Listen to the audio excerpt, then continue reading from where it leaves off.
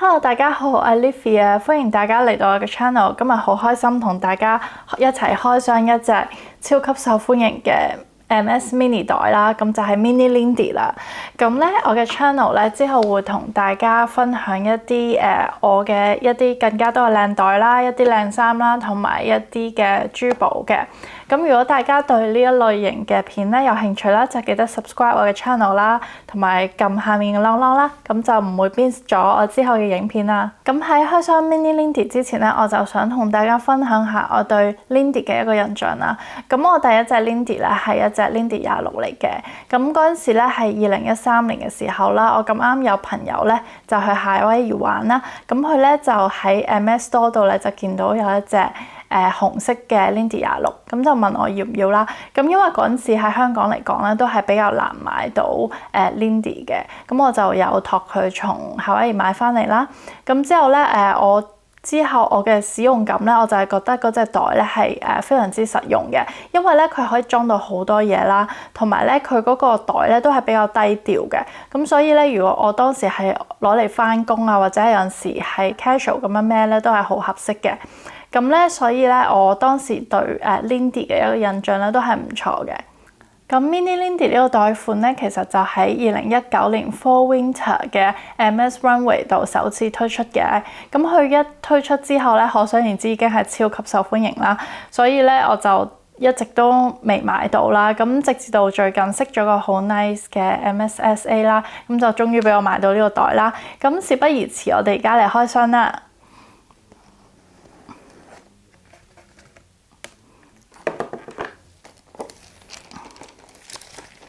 咁其實咧，我咧攞到袋之後咧，就已經係開咗嚟睇咗嘅啦。但係唔緊要，我而家再同大家開多次啦。咁一打開呢個箱，開咗箱咧，咁就首先會見到一個MS 嘅呢個 raincoat 啦，呢個係放呢個袋嘅。咁跟住咧就有一個 care booklet 啦。咁之後咧就打開個層袋咧，就見到呢個超級可愛嘅 Mini Lindy 啦，噔噔，哇好 Q 咧，哇真係好靚啊，好可愛啊！咁咧，如果你要打開呢個袋咧，咁呢度就有一個旋轉扣啦，咁就要擰開呢個，擰一擰呢個旋轉扣啦。咁呢度咧左邊左右兩邊咧都有一塊金屬片嘅，咁咪就打開佢啦。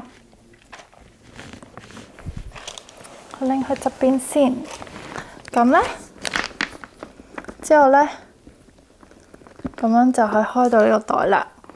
咁咧其實佢左右兩邊咧都有拉鏈嘅，係啦。咁所以咧我平時如果我用嘅話咧，我之前用 Lindy 嘅話咧，就係我係唔會扣，我係冇扣呢兩個金屬嘅片喺呢個旋轉扣度嘅，我就咁樣拉咗左右兩邊嘅呢個拉鏈啦。咁之後咧就咁樣懟咗呢個旋轉扣入去個呢度細窿窿度啦。咁就係咁樣咯。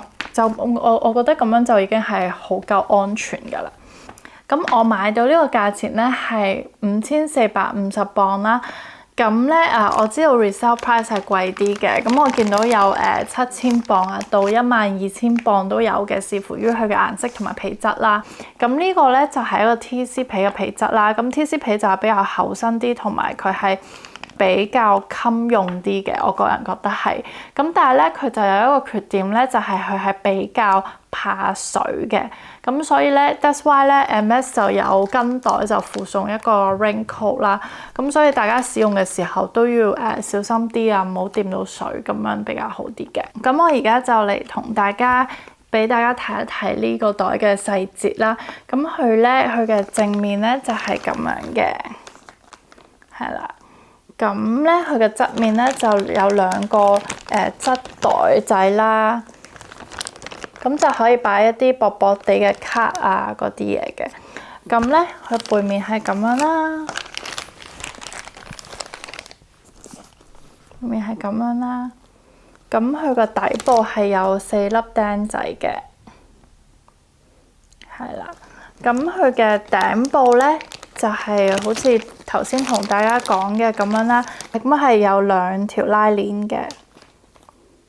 咁跟住落嚟咧，我就想度一度俾大家睇佢一個實際嘅一個尺寸啦。咁咧，佢係一個呢個長咧就係15.5 cm 啦。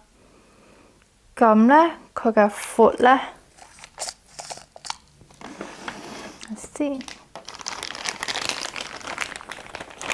因為闊咧係10 cm 啦。咁佢嘅高咧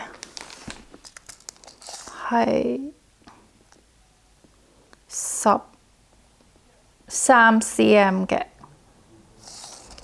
咁跟住落嚟，我哋就嚟測試下佢嘅容量啦。咁首先呢，我就會擺一部 iPhone Pro Max，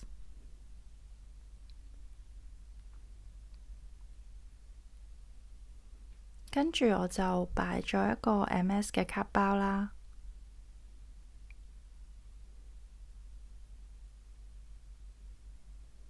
一個粉餅，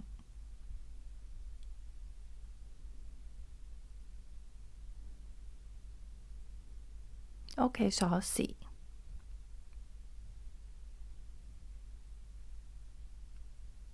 一包紙巾，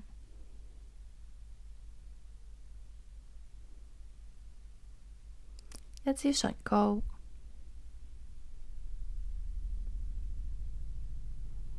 一個車匙，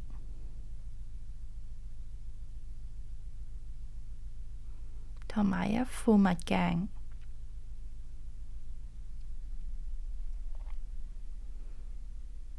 咁大家可以見到呢，大概仲有1/3左右嘅容量嘅。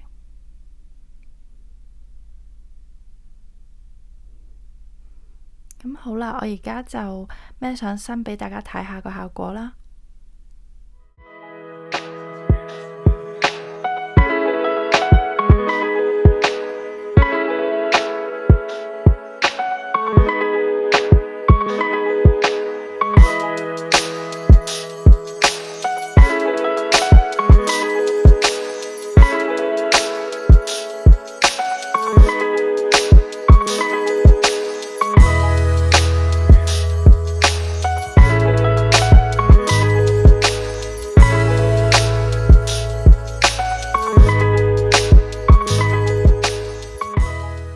咁好啦，呢個就係我今日同大家嘅一個 Mini Lindy 開箱嘅一個分享啦。咁希望大家中意啦。如果大家中意我嘅影片啦，就請 like 我嘅影片啦 ，subscribe 我嘅 channel 啦，同埋大家可以留言話俾我知你哋有咩 topic 係想我講嘅，咁我就會優先即係講解嗰個 topic 啦。咁多謝大家收睇，拜拜。